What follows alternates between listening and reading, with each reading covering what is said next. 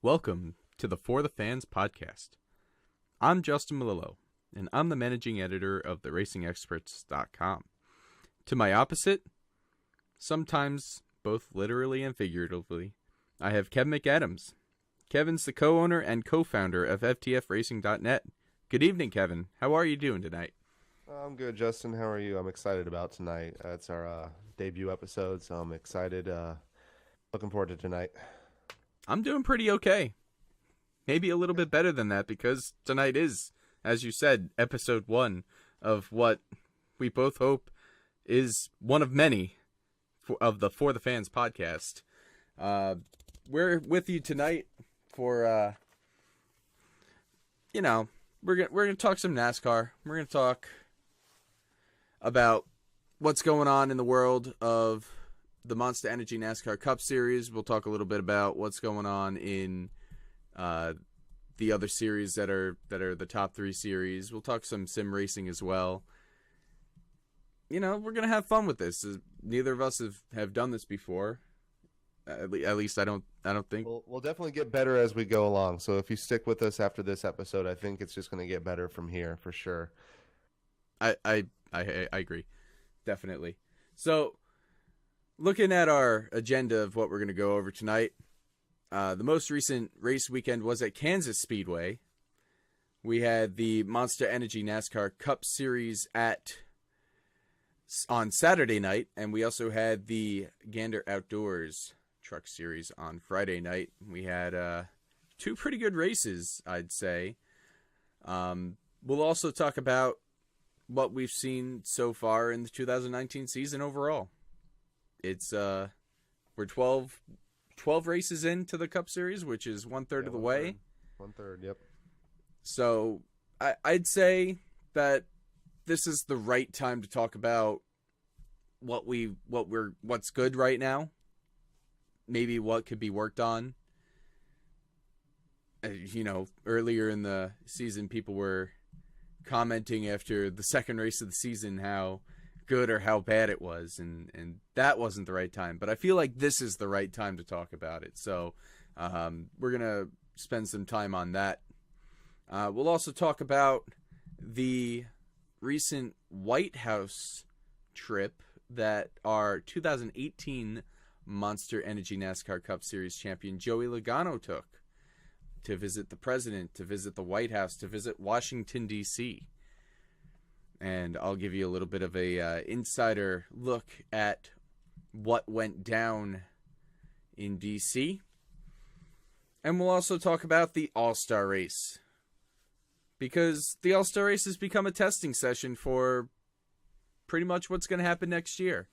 Yeah, I have a couple changes, so that'll be a good end way to end the show. I think good. Let's just dive right into it. Let's talk about Kansas. Kansas was I think a really a good weekend for NASCAR. Obviously, after last week on social media, a lot of drivers were a little bit overcritical, maybe undercritical, according to some people. We'll get back to that later. But we started off Kansas with the Gander Outdoors Truck Series. I didn't get to see the whole thing. I don't know how much you tuned into it, Justin, but I was watching during work.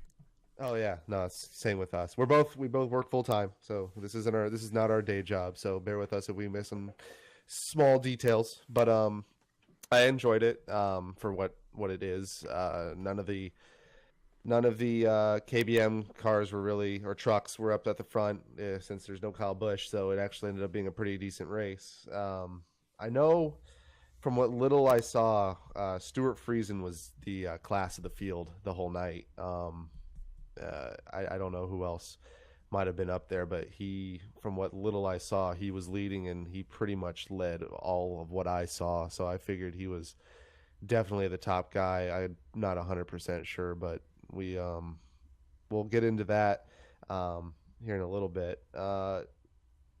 As far as what you saw on Friday, Justin, did you think it was a good race? I mean, I thought it was fine. Friday's truck race was an excellent race. Are you kidding me? It was one of the best truck races of the season, if not the best truck race, just from the fact that we had a first-time winner in Ross Chastain. But I mean, even looking at the racing from a whole, and like you, I had to watch it on my Fox Sports Go app on my phone, on my little tiny iPhone screen, while I was trying to work and hide it from my boss. But yeah, same. you know, I was watching Stuart Friesen. He definitely was the class of the field. Brett Moffitt was up there, but he was kind of like a second to fourth place truck. Mm-hmm. Same with Grant Enfinger. Mm-hmm. They were kind of up there, and then kind of chilling in the top five. Ross Chastain, he was about fourth or fifth all race. You get down to it, Stewart wins stage 1 pretty easily. Stage 2, again, stage winner, Stuart Friesen, number 52. He has not won in the Truck Series yet, and after Kansas, that remains to be true. I don't know if you call it bad luck or if you call it poor strategy, maybe a little bit of both, but Stewart runs out with 3 laps to go, and who's waiting in the wings? It's Ross Chastain. Which is crazy just because, I mean, I think there's around 20, 25 laps to go. Ross out of 2. There's a replay of it everywhere on YouTube, on Facebook. He probably made the save of the year so far. Gets wicked loose out of 2. That was insane. Yeah, all but wrecks it. But going back to Stewart Friesen is, I'd say he's up there as far as overall NASCAR talent. Something about these truck drivers and NASCAR drivers overall coming from dirt. Dirt has produced a lot of good talent. You got Kyle Larson, obviously Christopher Bell coming through the ranks. He looks like he's going to be the next TRD guy for Cup. Looking at the way Gibbs and all their satellite teams are coming along, and then you have Stuart Friesen. Friesen has been one of those guys. He's always so close, and I don't know, like you mentioned, I don't know if it's a luck thing or if it's an over-aggression thing, because I mean there have been races he's been up front and he's at the wall, but he's come so close, but he just can't put a whole race together. And in this case, I think it was around halfway through stage 3, he pitted he was supposed to take 4 tires according to his crew chief, and he left with only 2, and they were a little bit concerned about fuel. They had a caution to kind of break it up. He didn't pit because track position means so much, especially in the Truck Series, because they have a pretty similar, actually at this point, package to the way the Cup cars are. It's a moderately low horsepower in comparison, very high drag. They don't talk about it much, but clean air is definitely king in the Truck Series. So he stayed out, and I think it was around 2 or 3 laps to go. He absolutely just ran out of fuel, and Ross Chastain somehow, because he about lost it there, but he was right in the right spot. I know Ben Rhodes was within the top 5 for a good chunk of the race. He was up there. Todd Gilliland and Austin Hill showed up late in the TRD camp with KBM and Shigeatori Racing, so it was good. I love the race. I love that Ross Chastain won. He's easily, since last year, become one of the drivers I look forward to racing week to week, whether it's in Xfinity or the Truck Series. Obviously, with him in Cup, he's not in the most competitive ride, but with what he has in the trucks and in Xfinity, he gets every bit of car out of that every week. And I think we can say that about him and maybe a couple other guys. He is definitely a top 3, top 5 talent without a high-end ride. Oh, he's really fun. Like I had the pleasure of having breakfast with him during Speed Weeks. With part of the media, breakfasts that we were having. Sorry. They're fine. No, I'm a little spaced out right now, just trying to think back to how awesome it was that this dude, he's a watermelon farmer from Florida, and he's wheeling these trucks around, and he's so down to earth with, everything that's going on and everything that's happened to him in just the last, what, 8 months with DC Solar's whole catastrophe with, Chip Ganassi Racing. Just looking and just watching him in victory lane, that was a really fun victory to watch with how excited he was, how pumped up the whole team was. It was really cool to see. And you don't get that out of a lot of these drivers anymore, because they're either so used to winning, or they take it for granted that they show up and they're supposed to win. So it was really cool to see the celebration in Kansas for Ross. But going back to the race itself, and like I was mentioning before, with whether it's luck or whether it's just poor planning, you look at Friesen's pit stop, his last pit stop, they were coming around to take off the left side tires. Right. And he just went. Right. If you're tired, you should. Yeah, it was an absolute crew chief to driver or spotter to driver communication error. And we've mentioned it a handful of times already.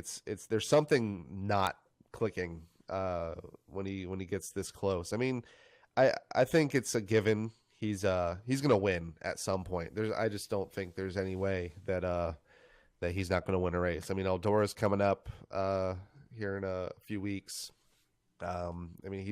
He's obviously got the speed. It's a GMS truck, and they're pretty much where the top Chevy guys are for the other series. I mean, they're like the Hendrick at this point of the truck series. So, which is funny because Ross Chastain's in a Nice Motorsports truck, but they have their equipment provided by GMS. So I mean, Friesen's in top equipment, and you can see he led well over half the race, I believe, damn near close to it.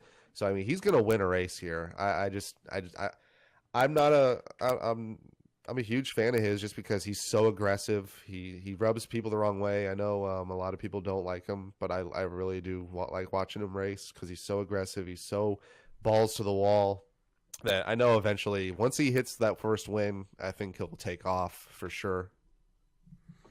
I listen, he's one of the most consistent drivers that's out there as far as finishing positions. I'm looking at his stats on Racing Reference, and just the consistency that happened in the middle of the season for him.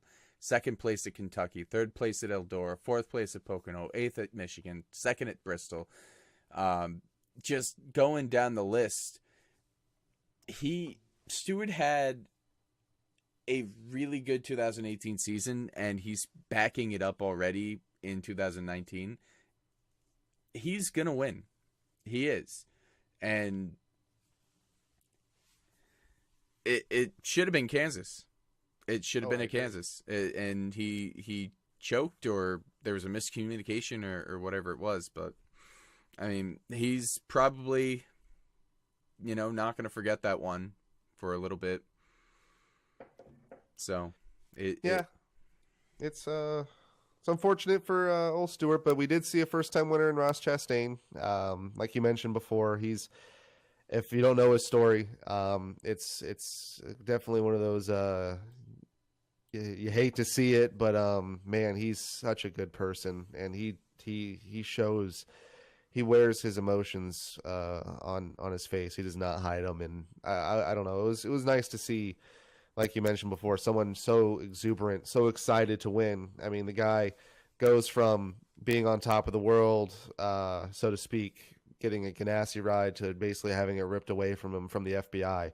So to have him winning, and I wouldn't say underfunded equipment, but definitely he's not going to. It's third tier GMS equipment for sure. Right. It's not the highest end, so it's always good to see Ross winning. Like I said, I'm a little bit biased. He is a Florida boy like myself, so always like seeing a good old Florida boy getting a victory, and I think he's actually going to be I think he's going to be what Moffitt was last year. And Moffitt this year is actually doing just as good as he did last year. So I mean, he's up there too. But he's going to be the guy who's going to be in not the highest end equipment, second rate equipment compared to the guys around him. But pulling out top fives when it's crucial, pulling out a win, sneaking out a win when it's crucial, and I think he's going to be right up there. I don't know if he's running for the championship though. He's I'm not. 100%. He's running sure. for Xfinity points. So I mean, Which is crazy. I it, think he should run for trucks. he should. I mean, in hindsight, he probably would have at the beginning of the season if you would have asked him or told him that he would have had the successes that he's had. He hasn't finished outside the top 10 yet. Right. And it's ridiculous. And like I said, he's in third rate GMS. Well, no, I don't want to knock the GMS equipment or the team. It's the equivalent of like Wood Brothers to Penske. I mean, they're building the cars for them and then getting them to the track. But I mean, it's still on Nice Motorsports, and by all means, that's not a high end team. It's not a KBM or a Thor Motorsport. Yeah, they're not used to winning. They're not used to winning at all. You saw how excited they were too up in victory lane. So it's good to see it. I'm happy for Ross. He is running for Xfinity Championship this year, but he hasn't missed a race yet this season. He's raced in every single NASCAR race. That's incredible. He's raced in every single Cup race, every single Xfinity race, every single truck race. I believe that's 29 races that he's raced in the 2019 season, and he's not slowing down. But you look at what he had last year, I have no question in my mind that he would have been a championship contender, if not the favorite, for the 2019 Xfinity Championship. And it's just 100%. It's so sad to see what had happened. But anyway, Ross won on Friday night. And on Saturday night, the big boys hit the track. And we had, I'd say, a pretty good race. I'd say it's definitely a top 3 contender. I mean, I think people are just excited to see decent racing again. Kansas was on a lot of drivers' radar. I know a few guys during the qualifying were saying this is the track that will work the best with this package, and especially at night, because the cooler the track, the more optimism there is for maybe running a little bit more wide open. Because I mean, let's be honest, this package that they have this year is at its best, either at early into the run or at a point where everyone can run, if not 100% wide open, damn near like 90-95% wide open the entire run. It was the perfect storm for Saturday night. They had cool temperatures. It was night racing. They had a track that could handle the package in a competitive way. And this is what NASCAR, the heads at NASCAR were hoping they were going to be able to see out of every race so far this season. But unfortunately, it took until this week to be able to see their vision. Right. Now, I mean, if you look at the first half of the racing was I'd say pretty good. Obviously, Kevin Harvick dominated the first half. Even taking, like, say, 4 tires, getting relegated to back half of the top 10, it took him some time. I mean, but once he got out there, he was gone. But you could see that passing was indeed possible. The one thing about Kansas that's really nice, it's one of those tracks that's progressively banked, and it's still relatively new, so it's kind of shocking to see, especially when you look at tracks like Texas. They've had to do a lot of crazy stuff to even produce the second lane. Kentucky hasn't produced much double file racing. Kansas is that rare exception to the new repaves that you can get a third lane. You can get up against the wall because of that progressive banking. So for the first half of the race, Harvick was the class of the field. And no matter what happened, take 4 tires, get relegated to like 8th, 10th spot, he'd come up through the field. he'd have 4 tires. He'd pull away from the field. I think he pulled out to about a 3 or 4 second lead in the first stage. So it was definitely possible to pull away. But as soon as nighttime hit, not to quote Larry Mack and take his copyright, but the nighttime was absolutely the right time for this package, and that's when you saw other candidates for the win. You saw Chase Elliott, you saw Eric Jones, you saw Alex Bowman, you saw Keselowski, you saw all these guys. Stenhouse, Roush in general, Stenhouse was up there in the top 5. He led, I think, up until like 20 to go until Bowman took him over. So it was impressive. It was great. We definitely started to see more competitiveness from drivers we haven't seen. At one point, Buescher Jimmy was Johnson. in the top 5. Yeah, Jimmy. Yeah, of all people we're talking about, that's surprising that they're running competitively. Jimmy Johnson, 7-time Cup Series champion, running in the top 10 was an absolute shock. What the hell's going on in NASCAR at this point? But to kind of curtail from that, Chevy was incredibly impressive, and they've been impressive the last 3 or 4 weeks. I think they had seven cars in the top 10. At this point, I was shocked to see one Chevy car in the top 10. I mean, it's been a weird 2 years, or I guess year and a half since this Camaro. And Hendrick hasn't done well up until now. RCR definitely hasn't been anything but a once in a blue moon contender. So I don't know if it was the package. I don't know if it's some engineering development that they've put some money into it, but they have been impressive the last few weeks, and they showed up at Kansas, especially in the nighttime. I think they found something during the West Coast swing, because they didn't show up during the West Coast swing, but they must have figured something out during that point, because when they showed up to Texas, that's when you started seeing, especially those Hendrick drivers, you started seeing them come up and make some challenges up there. So, and then you get the Chase Elliott first win for Chevrolet in the 2019 season at Talladega. So they've got confidence on their side.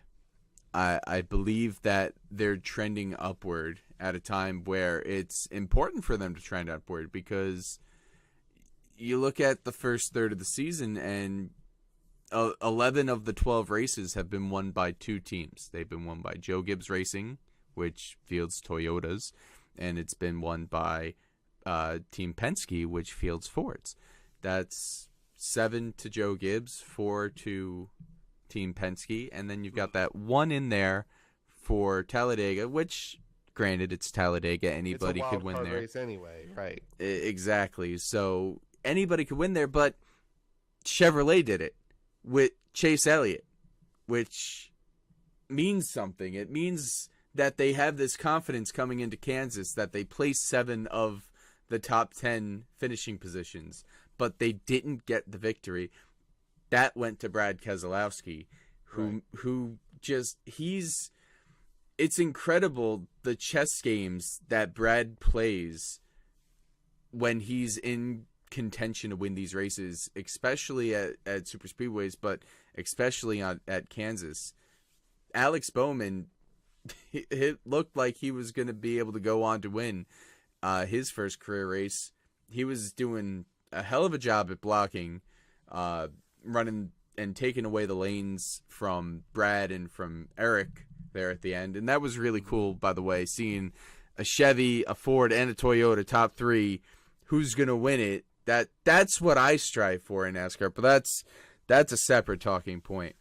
Coming down to it, though, some lap traffic was, I wouldn't say in the way, but they were part of the equation, and Bowman kind of ran up on them kind of weird, and it took away the air, and here comes Brad, and he played it just perfectly, where he was able to get on the outside, and Bowman's spotter's telling him, don't let him get to the outside, and he gets to the outside, and it's over from there. Keselowski just gaps him.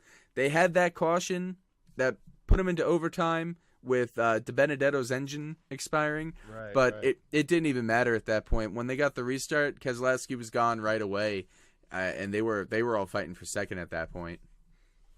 Yeah, the racing. I mean, I think the whole entire night, the racing second on back was honestly the highlight of the whole entire race. I mean, like I mentioned before, Harvick pretty much was the class of the field until probably around 8:30 East, West or Central time, whatever it was. Whenever it got nighttime there, nighttime really changed everything. And then we saw Chase Elliott come up, and then we saw and I mean, even like William Byron. William Byron was the fastest car at some point early in the race. I mean, all of Chevy was really impressive, notably Hendrick, all up front. Um, but I you got to feel for Alex Bowman. I mean, I don't think I got to find the stat. I've never personally seen someone finish second 3 times in a row off the top of my head. I mean, he finished second to Chase at Talladega. I mean, if that race went green the whole way, easily would have been an excellent shot for him if he did a slingshot move around Chase. Dover, he was definitely the second best car behind Truex. Truex had an absolute rocket ship at Dover. I mean, he pulled out and almost lapped everyone up to the top 5. It was impressive. And then at Kansas, those lap cars, coupled with Brad being right on his back end and getting to that outside out of turn 2 with about 10 to go. I think there's around 8 to go. And that was all it took.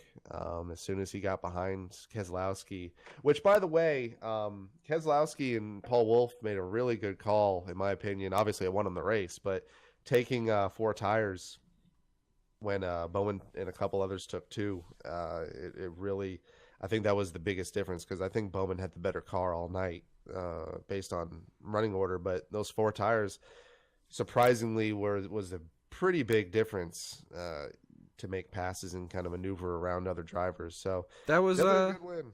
That was Brad. No, it was definitely cool to see the tire wear coming into play. The you don't see that a lot often, because Goodyear usually brings a really, good tire for them. A safe tire. They bring a very safe. We don't want to cause any issues. We don't want these teams to 2008 Indy. Right. We don't want a complete debacle.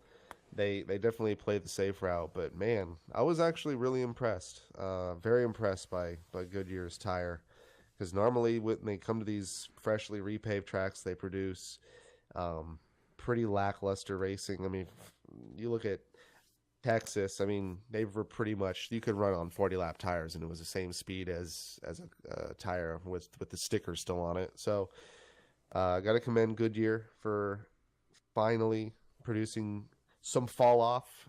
It's been a long time coming, but I'd say that, coupled with the weather conditions and the track, I mean, it produced a really good race. I'd give it a solid B+. I know a lot of people would say it's the best race in a long time. I wouldn't go as far to say that. But as far as Gen 6 races, as far as this package, it's 100% the best race we've produced for the 2019 package. And it was good. I think it was a good, well-timed race, because a lot of people, myself included, have been very critical of the racing this year. I've been critical of the Gen 6 since its inception. So nothing's going to make this old boy happy with this car until they release the next one. But we'll get into the 2019 package in a second. But once again, good win to Brad. I think that's his second or third of the year. He's obviously a championship contender, like he is every year. Penske is on it. Gibbs is on it. But the exception of this race, other than Eric Jones, it was interesting. They didn't have a lot of speed. But good win to Brad for sure. You mentioned before how Alex Bowman had gotten his third second place finish in 3 races in a row now. And I had to go check, because I could have sworn Casey Kane had done that, but he came real close in his rookie season. 2004, Casey Kane finished second at Rockingham, second at Las Vegas, and then third at Atlanta.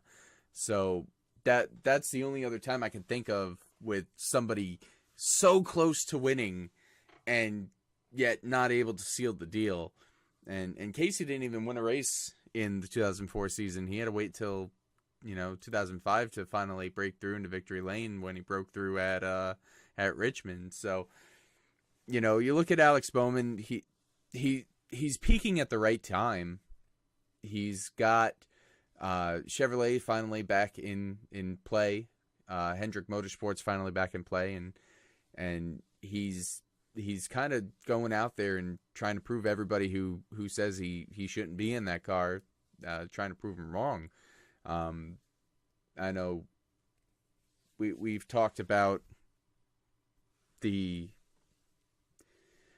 talked about in our group chats and whatnot, and we got a friend who is a really big Alex Bowman hater, and I'm looking at him like, come on, man. He's not been in good equipment.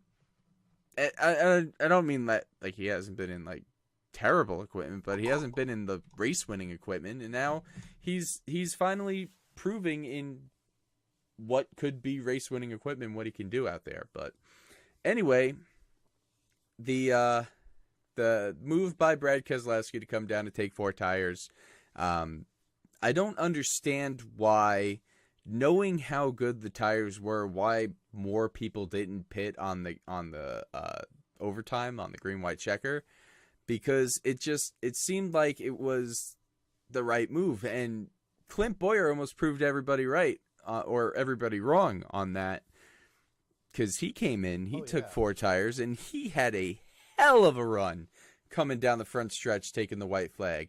And had Eric Jones not put on an incredible block on him, we might be talking about Clint Boyer finally getting that home state win. But instead, we had tempers flaring after the race because Clint is, pissed off that Eric made a really dumb move in his opinion. When is Clint Boyer not pissed off this year? I mean, my God. But yeah, it was.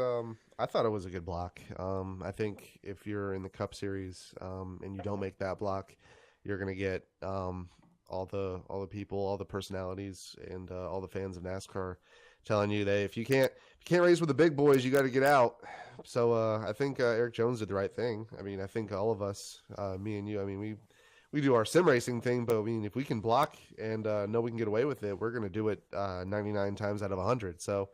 But on the opposite side of the coin, I think that Clint Boyer, had every right to turn him. It would have been dangerous as hell. But I mean, if somebody came across the track like he did and cut off his run, I mean, I'd be flipping a coin in my head. Do I just floor it? Do I just run him over and keep going? I got a chance to win this thing.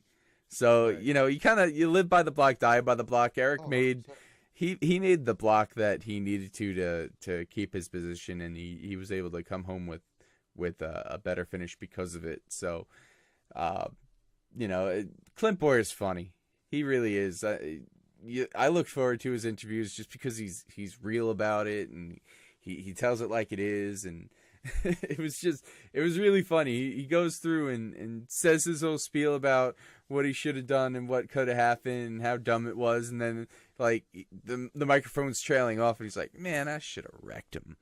Yeah, well, he's one of those personalities. I mean, he's not by any stretch of the imagination old, but man, he ran with the likes of Stewart, and ironically enough, he's on his team. I mean, a lot of people compare Kyle Busch to Stewart, but man, I think Clint Boyer is about as close to a brother of Stewart as you can get from a personality standpoint. That man will say what he wants, think about it, and say it again. And he's honestly, I love that about him. Man has no filter.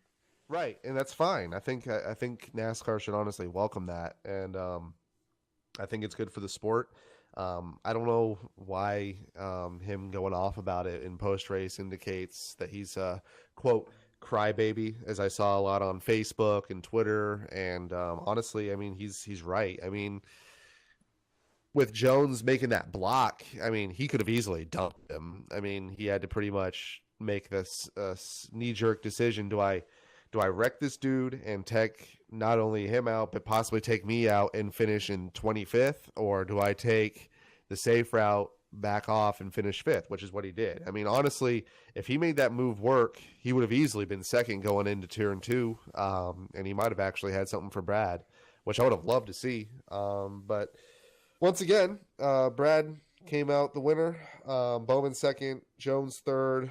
I forget who finished fourth. I think Chase was up there. I want to say he finished fourth, and then Boyer came out fifth.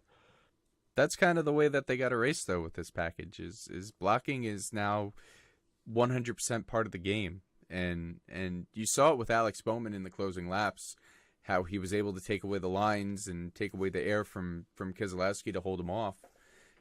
That's how this package works. It's crazy the amount of dirty air that comes off the car. Like, I don't think anybody foresaw that this was going to happen. They were expecting like slingshots galore and like, oh, here's a leader. The leader's going to be always at a disadvantage, and then second place is just going to be able to like go right by. And I don't think anybody saw this coming. No, I don't think so either. I think, and I obviously don't know. I don't know what executives of NASCAR have in mind, but I honestly think they saw that IndyCar race at California. I think it was in 2015, and they saw just that was honestly the greatest race I've ever seen. I love that. I've been on this planet for 26 years. Diehard NASCAR fan. I love dirt racing. I love road racing. IndyCar is probably about third or fourth on my list. But that race at California was the greatest race I ever seen in my entire life. Obviously not in person, but in general. And I think what they've been trying to do is recreate the IndyCar package that we saw for Indy 500, for Pocono, where, yeah, there was dirty air, but who cares? They can get a freaking 10-mile-an-hour run and make passes anytime you want on the straightaway. They had the test at Vegas earlier in the year in January, and thankfully, thanks to social media and technology, we got a glimpse of the package in the day. Wasn't quite what all of us were expecting, and then we saw the package at night, and it was better. And obviously, Kansas translates. Obviously, run if every single schedule, if every single track manager has a decision and they're on a mile and a half, run the race at night, run it in 45-degree weather, and you'll have what we had last night. But I think this is a good transition to 2019 package. You know how critical I am of it. You know how critical I am of the Gen 6 in general. I think this year's package is honestly a huge setback from last year. And I didn't like last year's package. We got a larger spoiler.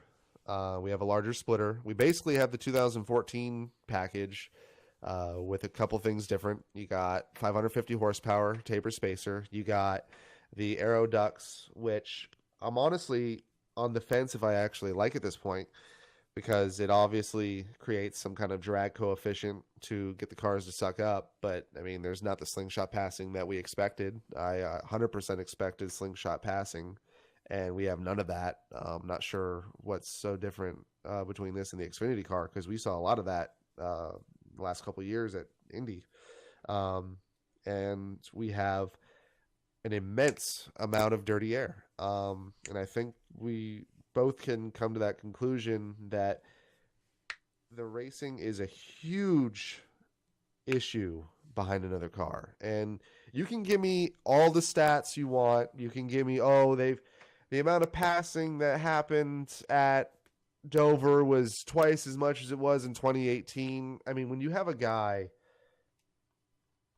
like Kevin Harvick catch Kyle Larson from 3 seconds back with 20 to go and can do nothing with it, that's ridiculous. And the fact that people are defending the package pisses me off. The fact that people deflect the package issues pisses me off. They point to the stats, and I'm a stat guy. It's infuriating that we're not acknowledging the issue. I'm sure NASCAR knows that it's an issue, but the fact that people are so defensive of it when they have nothing at stake if it sucks or if it's good, it's really annoying. I don't know what you think about the package as a whole, but I'm not a fan of it. I play a little bit of a devil's advocate here. I personally, I'm okay with this package. I do like it better than last year's package just because it has given us like almost a pseudo kind of closer racing. And I look at Richmond, which I was able to attend Richmond and write about it for the racing experts that weekend.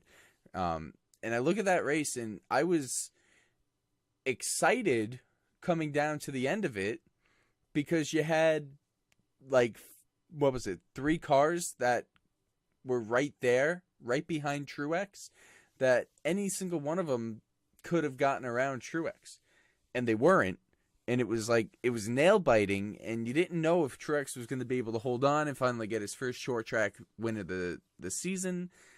And it gave me a little bit of excitement, and I think that came from me being there at the track and watching it. But looking back on it, like, there was no way nobody was going to get around Truex just because of the way that the aero package worked. He just had to run one line that didn't allow for anybody to get to the outside of him, and he was going to be able to hold off Logano. He was going to be able to hold off Boyer, and that's what he did, and he went on to win it. And you didn't see a lot of lead changes in that race, and that's exactly why. I think it was half compared to last year. Which lead changes and these stats are so hard to use objectively, especially there's so many different variables. I mean, cautions have been down this year. Because the car's easier to drive. I mean, they got a 100%. 9-inch spoiler on it. Right. These cars, you look at the arguments that you see on social media. They say the one argument that I see that always gets me angry is that they're like, it's really hard to pass. Well, these cars shouldn't be easy to pass. You should be, it should be hard to pass because that means that these cars are hard to drive. No, that's not what that means. These cars are so easy to drive that nobody can get around anybody, and these cars are so affected by the air that's coming off the car in front of them that it boggles me how people can defend that we're not getting the racing that we envisioned. Well, I mean, the easy counter argument to that is, oh, well, you see, look at Truex and Bowman. They got around to first and second. They started shotgun to the field. Well, let's look at it this way. How many laps are in a Dover race? 400 laps? It took them about 300 laps. It took them 300 laps to go from 30th, because in all honesty, I'd say about 28, 30 cars are competitive on a week-to-week basis. They're in that, they all can run in the top 20, whatever. So you get through them, and it took them 300 laps to go from 35th, wherever they started, to the first and second. But, I mean, if Truex was so fast, he should have been able to do what he did in about 50 laps, because he gapped the entire field. There was a point, I think it was like 2 or 3 laps to go. He could have lapped 7th, 8th, 9th, 10th place, but he had a 10-second lead over Bowman. So he just laid back. I mean, there was Logano was back there, Byron, Boyer, Busch were all running within 2 or 3 seconds back of Truex lapping them.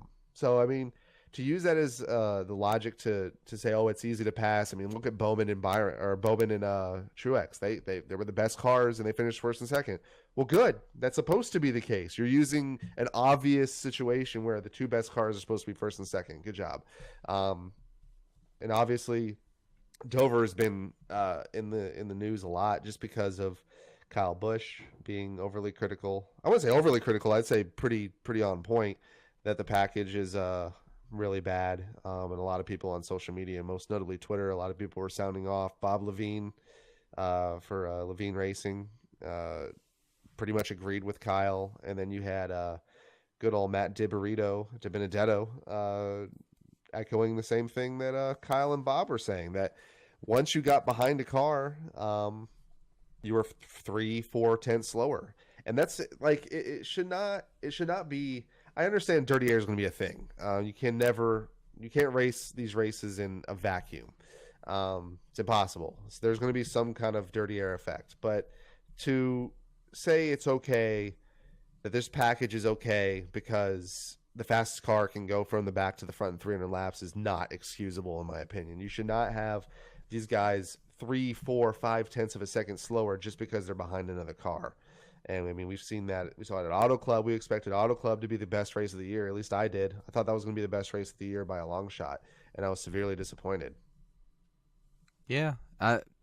You look at I go back to that test at Las Vegas because I think you and me saw something a little bit different because you were looking specifically at the leader and how the leader wasn't able to get past. I was looking at Jimmy Johnson working his way through the field and able to get up to like second or third. And I was seeing that it was possible to make moves around people in traffic, but once you tried to get up, to the lead, it was a little bit different. I was also looking at how like close the cars were. Like you saw all those cars there, and it looked like it brought the field together. That the slower cars maybe had a little bit more of a closer, like that gap closed in between like the top tier teams and the lower tier teams. So you had like the guys out there like I think it was Cody Ware who was at that test, who was able to not go a lap down right away during the testing session. Granted, it was only a third of the field, but then you look at Kansas, and it was a huge gap. It was a tremendous gap in between the top cars and the bottom cars. You saw the lower tier team cars going laps down multiple times during a run, and they were just so off pace, and I don't think anybody saw that coming either, because everybody was touting how it was supposed to be a big equalizer and make everybody kind of closer together where anybody could win every week. But like you said, at Dover, the two fastest cars gapped the field, and that's the way that it has been and should be, but that's not what they were looking for. And I think that's where this package has failed, that it hasn't lived up to the expectations that were set upon it. No, and kind of go back on the whole the field should be closer sentiment. All these guys ran every single lap to their best ability. Ross Chastain, 3 laps down. Bailey Curry, the second Rick Ware entry, 8 laps down. Quinn Hoff, big fan. Inspire Motorsport, huge fan. Also 8 laps down. Reed Sorensen, 9 laps down. Starcom's Landon Castle, 10 laps down, and then the MBM cars over 10 laps down, and then you have Cody Ware 22 laps down. If this doesn't work out, Kevin, I think we should start a Quinn Hoff fan club. That's fine. We can do that.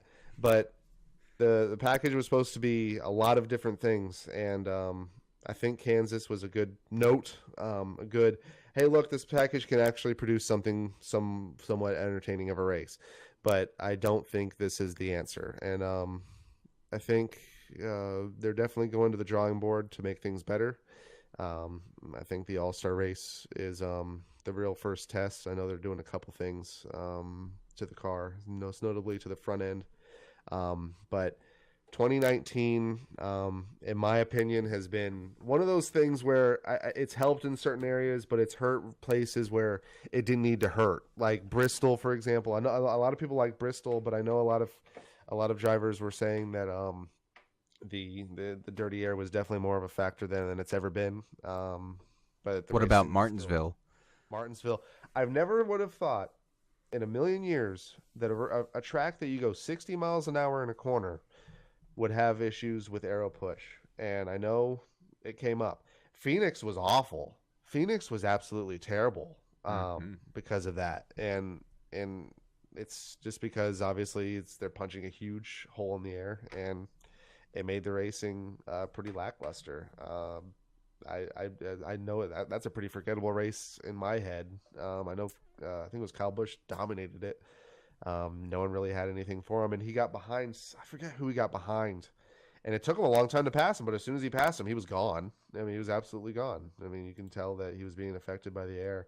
So I think it's been a slight improvement on the mile and a halfs compared to last year, with the exception of a few tracks like Chicagoland last year. Obviously, that was a good race at the end. Um, and then you got all these short tracks and intermediate, like modern, not modern, but medium intermediates like Phoenix and Dover, where the rate in Richmond, where the racing has definitely suffered because of the larger spoiler and because of the lack of the range and speed and not having the ability to get right behind somebody and not be affected by a giant lack of a wake of dirty air. I think it's a combination of the car, which they're obviously addressing in 2021 with the Gen 7, and I can't wait to hear things about that. Can't wait to hear rumors about that. And then, of course, the new package. I think they're in denial. I think you got guys like Steve O'Donnell saying that this is what we're looking for. And honestly, I don't think that this is what they're looking for. I think they want the close racing, and I think they want a lot of lead changes, and I think they want the drivers to be happy in the car. But they got half of those boxes checked. We got close racing, but it's no passing, and there's no passing because you can't, and you got unhappy drivers because they can't drive to the best of their ability because they're driving wide open at Kansas. So I got two things for you, Kevin. I'm gonna go down the list of the races, and I want you to just give me like a letter grade, like you did before with Kansas. You gave it a B plus. Just for the other races that we've had this season, just give me a grade, and I don't really need an explanation. I want your honest opinion on them. We both watched all the races this year. We all know what happened in them. So I mean, I'll just start. Daytona, the 500. Denny Hamlin won the race using the 2018 Super Speedway package, the last race with the restrictor plates. I'd say a B plus. Good racing for that package. So yeah, B plus. Considering the package from last year produced races like at Talladega where the Stewart Haas cars were all able to just line up and not let anybody get by him. So I agree with that. Atlanta, Brad Keselowski goes on to win I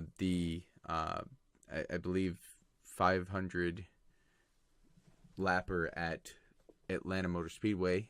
Brad Keselowski, that was in the package that did not have the aero ducts on the front of the car. It just had the reduced horsepower.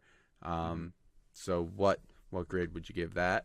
I'd give that a B minus. Just, I mean, the finish was decent. The racing was interesting. I don't want to expand too much, but obviously, the package was not favorable to the likes of like Kyle Larson once you got back in traffic because he was up front for the first third of the race and got back because of a penalty, didn't make it back to the front. But overall, I'd say a B minus, maybe a C plus at the worst.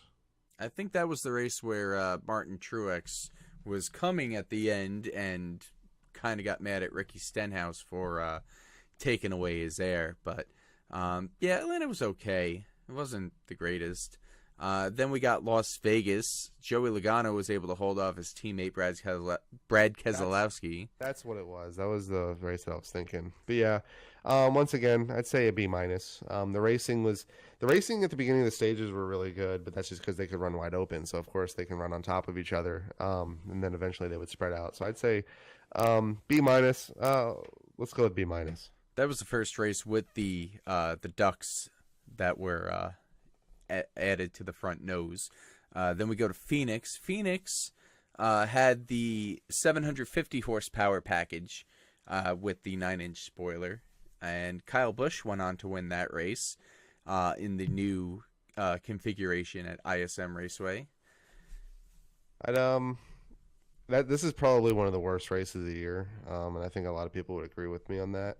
I'd give it a D plus. It was very much a forgettable race. I know our good old friend David Shieldhouse was there, and he thought it was a good race. But I mean, it's hard to gauge it when you're actually there. Things are better. Actually, hold on, let me look and see. Yeah, Kyle Busch did win this race, right? Yes. Yeah. Yeah, I'd give it a D plus. Kyle Busch went back to back. He won at Auto Club. He was able to hold off Joey Logano to win the 2019 Auto Club 400 with the Aero Ducks and the 550 horsepower. That race had only 4 cautions in it, 2 of them being for the stage, and it also only had 18 lead changes when I'm pretty sure both you and I thought it was going to be at least triple that. Yeah. I don't know if you can see it in front of you, but I'll mention it as well. The margin of victory was not 0.2 of a second. It was 2.3 seconds. A lot of us, at least me, I thought it was going to be pretty much a hybrid super speedway like how it was like back in the day at Daytona. Was definitely not that. He pretty much dominated the race. I give it a C minus, basically because the racing was not that great, but my expectations was so high for this race. I'd say the first 6 laps was great, and then it tapered off. I mean, Busch he won every stage, he won the race. I'd say C minus. Then we go on to Martinsville, where Brad Keselowski put a spanking on the field. He led 446 laps of the 500. There were only 3 lead changes on the day. What do you give this one? I mean, Martinsville's so fun. It's just one of those tracks where like even if someone dominates, you really don't feel like they're dominating. He never really got that far out. I'd give it a B plus just because I mean it's Martinsville. I'd give it a B because Martinsville itself is always just really enjoyable. Just because it's short track racing, there's beating and banging, and I mean Chase Elliott at the end gave him a little bit of a run, so I'd give it a solid just flat B. I'd be inclined to maybe go a little bit lower than that just because of the lack of lead changes. It was a little bit annoying to me how you talk about Martinsville, you talk about like the bump and run. Nobody really ever gave the bumper to Keselowski. I mean, Chase got up there at one point and took the lead from him, but Keselowski took it back, and that was pretty much it. But moving on, then we go to Fort Worth, Texas. Denny Hamlin ekes out a victory at Texas Motor Speedway in the the O'Reilly Auto Parts 500. He was able to hold off Clint Boyer and Daniel Suarez. Denny only led 45 laps in that race. There were 26 lead changes, and there was a little bit of strategy going on at the end. It looked to me like Eric Jones was going to be in the prime position, but I guess he had to take a little bit longer of a pit stop, which ended up costing him. Mm-hmm. Well, I mean, yeah, as soon as he got behind other cars, he was done for. I mean, a lot of people like this race. Like it was like a first glimpse at what this could produce, what kind of racing this would produce if it was a more wide open outlook.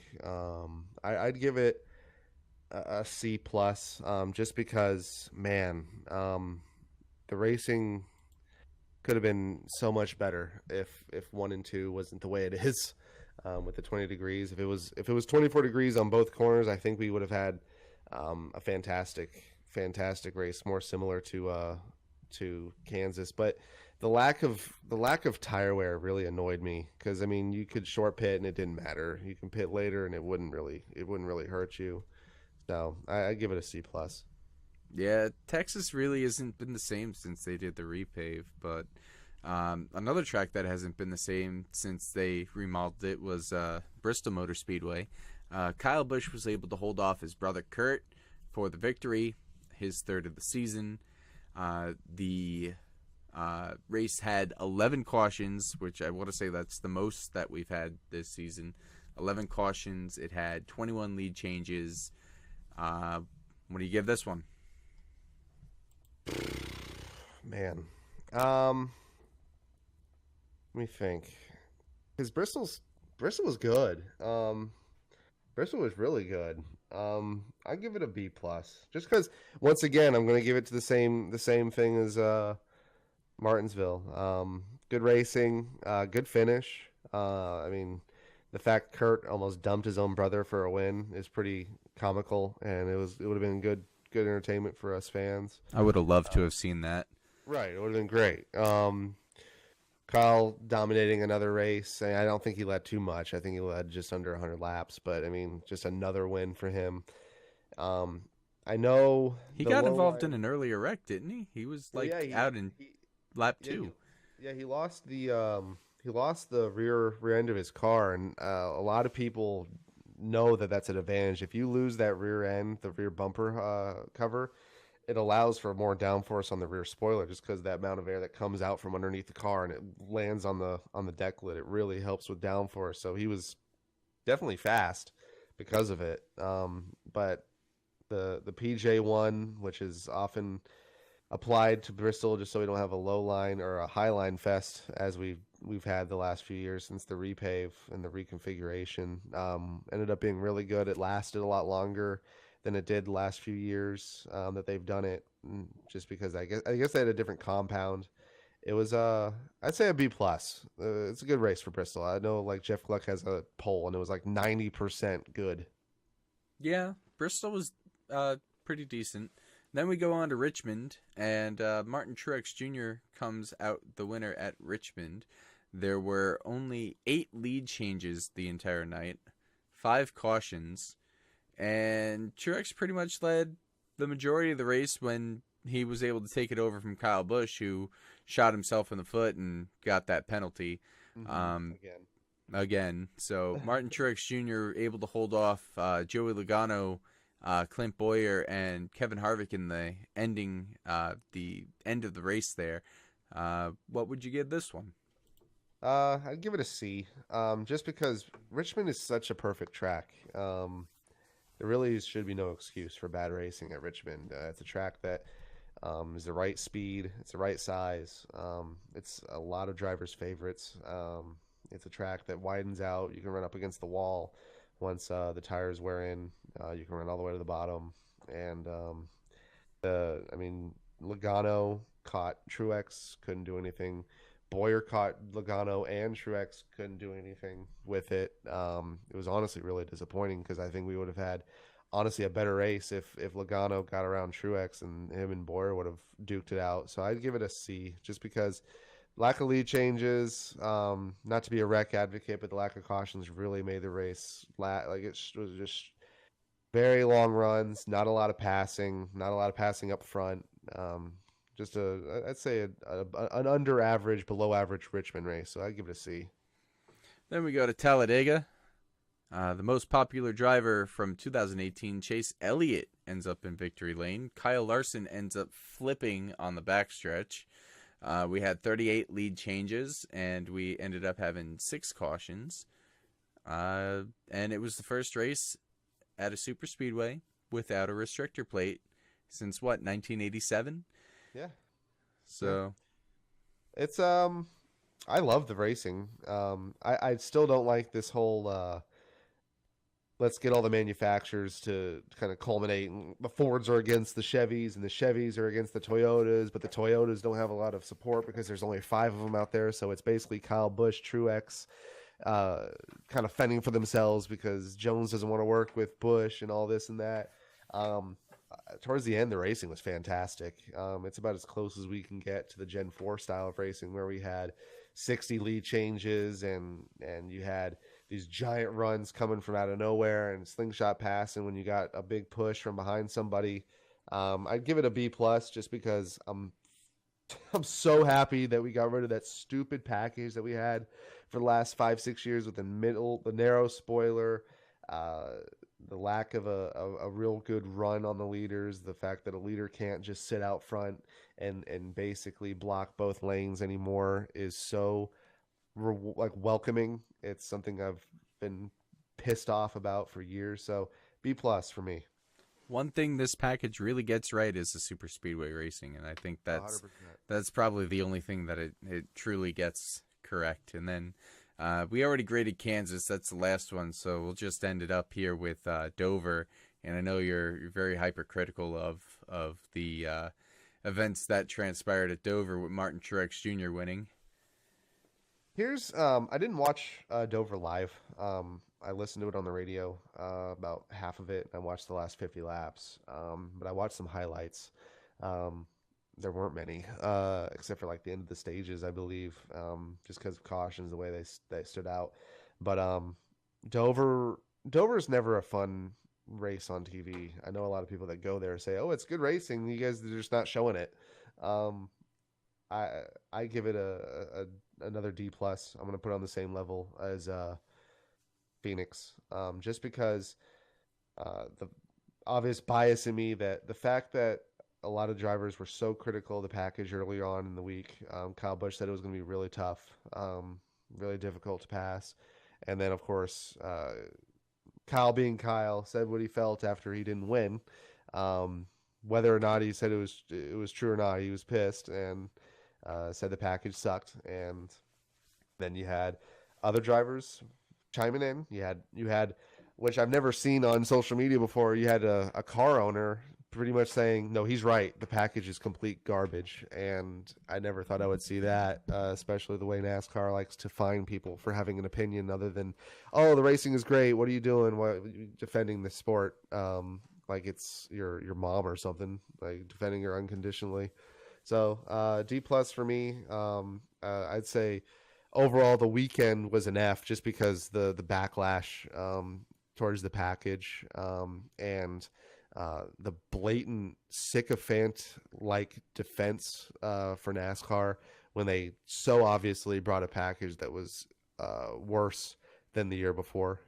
So Yeah, Dover was. I went to Dover, and unfortunately, I wasn't able to stick around on Monday to watch the Cup race. And I don't know if I'm glad or not. I always like to be at the track no matter what's going on. So I guess I am a little upset that I didn't get to stick around for Dover. But yeah, it was a pretty rough weekend, considering it got rained and moved to Monday, and then the Xfinity race that they had there the day before was not that great either. I don't think they had a single pass for the lead, except for the one pass under caution in the pits. So yeah, Dover was a pretty big fail this year. I'd say if I had to rank my weekends, Dover would be the lowest one for me, unfortunately. But I guess we'll wrap it up here with the package talk. I think we both spoken our piece on our thoughts on that, and it's definitely something we can revisit in future shows. But we're over an hour into this podcast now, and I just overall I tend to agree with you on a lot of your points. Some other ones, that I'm trying to keep an open mind with it. I am. It's NASCAR's in a tough spot, and they brought something this year that they thought was gonna produce something that we're not getting. And yeah. Well, like I said, they're trying, and they've tried everything, and it's their fault, but it's not their fault with this Gen 6 car. The Gen 6, in my opinion, is the worst NASCAR decision ever. Maybe the Chase is in front of that, but we can talk about that later. So they got a car that's just from the get-go a flawed car for racing. I mean, you look at Denny Hamlin at Phoenix in 2013, said the car can't pass, and we're in 2019. Guess what? Car can't pass. So it's not just the package, but it's the car. But we've got some minor changes from a cosmetic standpoint, potentially a major change from an aero standpoint. We got two changes for the All-Star race. The first change is a molded radiator pan, in which the spoiler or the splitter is a 3-piece design. There's pictures of it out there. Our viewers can find those. Hopefully, I guess the design of it, so it has a little bit more air coming from underneath the car and cleaner out to behind it. And then we have another one of these aero duct like mechanisms that come from the radiator opening in the middle and extends out to what's called the hood scoop. So we got hood scoops now in NASCAR, which is something I never would have seen, never would have thought I would have seen. So I don't know what your thoughts about that, but I'm a little intrigued by what may transpire in Charlotte. I'm interested. I am. I want to see what happens there, and this is the For the Fans podcast, so we definitely want to get some of your feedback on it. This is going to be our question of the week. We want to know what your thoughts on the 2019 All-Star package is, both before, like we're talking about right now, and after it hits the track. We'll definitely touch upon your thoughts, our thoughts, everybody's thoughts about this All-Star package. I think that it's different. I also never thought we would see a hood scoop in NASCAR, just because the hood is a prominent sponsor location. So I'm interested. I don't know if I'm more interested in the way that the cars are going to drive, because I think it's going to be not that different, as you said before, because the car just is what it is. I'm more interested to see how these race teams are going to, lay out their sponsors around these hood scoops. I know that has nothing to do with the level of excitement of the actual racing, but I'm just intrigued by that, to see how they're going to do that, because like you said, never thought we'd see hood scoops in NASCAR. But yeah, that's going to be interesting going forward. Last thing I personally want to talk about is I was lucky enough to be one of the people to go to the White House to see Joey Logano get honored by the President of the United States, Donald Trump. And, it was weird being there, because every time I've gone to the track, there's a bunch of media people, and you see all these people that you look up to that write NASCAR on the daily, and I didn't see a lot of them there. There was only like maybe How many 8 people were there? I think there was just 8 of us reporters, 8 of us NASCAR reporters that were there, and 3 of them came from the racing experts. You had 3 of them from our friends at Kicking the Tires. You had a member from frontstretch.com, and you had somebody from PRN Radio that was there, and that was it. That was crazy how few NASCAR beat reporters were at the White House to cover the champion getting honored by the president. I would think that he would, one, want to be there just because you get to cover such a prestigious event, regardless if you like the president or not, and 2, like, isn't it your job as a NASCAR reporter to cover everything NASCAR? Like, why aren't these big media outlets like Fox Sports and NBC Sports and ESPN? I mean, ESPN's not really in it anymore, but I'm just saying, like, why they're a big sports organization? Yeah, I'm surprised. I'm really surprised. It's not to hear anyone there. It was a little bit. I don't want to say disheartening, but it was. I definitely questioned, like, I was excited that I got approved and I was able to go, and I was going to be able to see all these media people there, and then I get there and it's like, where is everybody?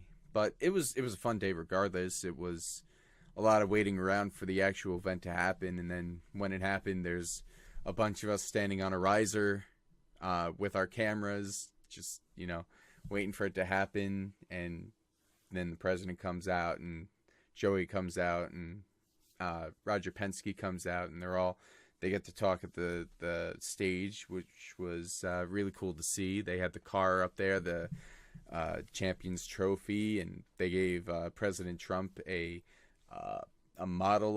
smaller model of the Monster Energy Trophy, as well as one of the helmets that Joey wore during the championship run. So that, yeah, I mean, regardless of your opinion of the President of the United States, love him or hate him, that really doesn't matter to me in yeah, when it comes to NASCAR, because when NASCAR is getting honored, it should be covered, in my opinion, from a journalistic standpoint. So I just wanted to touch on that I was personally a little bit, annoyed not to see so many NASCAR beat reporters there. But I mean, what do you think about that, Kevin? I said my piece. What do you think? You weren't. Well, I mean, obviously I didn't go, Right. but it's something that I'm curious if it's from a personal standpoint. Which, I mean, when you have that many people not there, when you have no one from NBC, you have no one from Fox, you have no one from MRN, you have none of these big independent guys like a Jeff Gluck not being there, like a Matt Weaver not being there. It makes you think that maybe it was something that they've covered before. They know it's not a big event from a media standpoint. As long as there's some photos of the event, they can borrow it or pay for to throw in on their websites or any of their documents for the next day, any of their articles. I'm not sure. If I had to guess, I'd say it's the latter, where it's just the networks just they know they can piece a couple photos together, get a generic report from say Penske about the event, and just publish it and go about the rest of their week, knowing that they have to cover other events. But I'm not 100% sure. I would have loved to go. A White House visit for anyone in this country should be considered a pretty fun experience, regardless of political leanings. So envious that you went. Surprised to hear so little amount of journalists and photographers were there, but sounded fun for sure. It definitely was a fun time, and I would do it again if I get the chance to do it. I don't know. I think that the regardless, like I said, I think regardless of your stance, or regardless if you've done it before or not, I feel like maybe it's just me because I'm aspiring to do this as a full-time gig. I Right, just, of course. like, if it's something to be covered, it should be covered. Hmm. And there is newsworthiness to the champion, the NASCAR champion, the best driver of the year, going to meet the leader of the free world.